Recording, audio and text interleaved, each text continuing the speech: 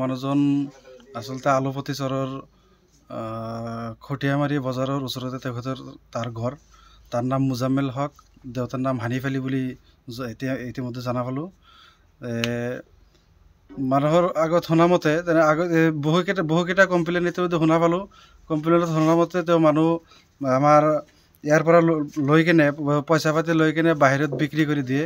ইয়াতেও এজন মানুহ আহিছিলে, মালিবাৰীৰ মানুহজন, তেখেতেও এটা কমপ্লেইন দিছে তাৰ ল'ৰা বোলে কুৱেইট কিনে বিক্ৰী কৰি দিছে। সেনেকুৱা দান্দা আমাৰ পৰাও লৈছিলে। মোৰ ভাইটি আৰু ভাগিন ল'ৰা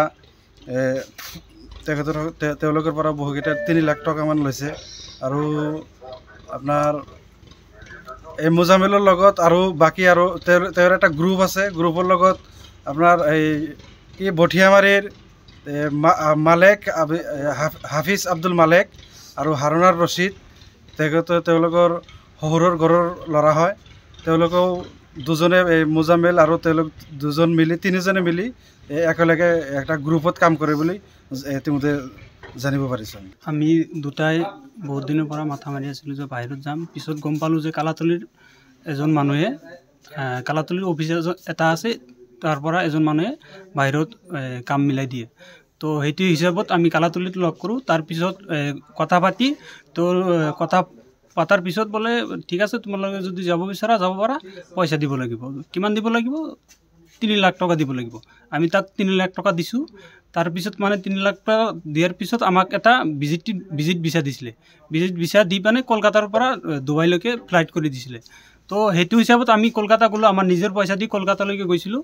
কলকাতা যোৱাৰ পিছত গম পালোঁ যে যিটো ফ্লাইটটোত কৰি দিছিলে, টিকেট কৰি দিছিলে, টিকেটটো ফ্ৰড হয়।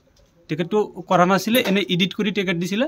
পিছত আমি এয়াৰপৰ্টৰ ভিতৰত যাই পিনে CRPFৰ লগত কথা পাতি আমি গোটেই ৰাতি এয়াৰপৰ্টত বহি থাকি CRPFৰ লগত বহুত হৈ কিবা কিবি কৈ তাৰ পৰা ওলাই আহিছোঁ।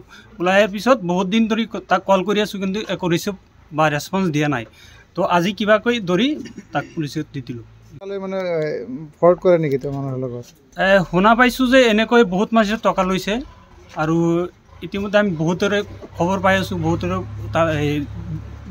বাহিৰত লি পিনে ফচাই দিছে। তোমালোকে কাৰ পৰা পইচা লৈছে?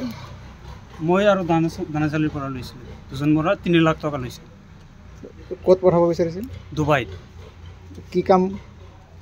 ফাৰ্মাচীত কাম কৰা বুলি দিছিল।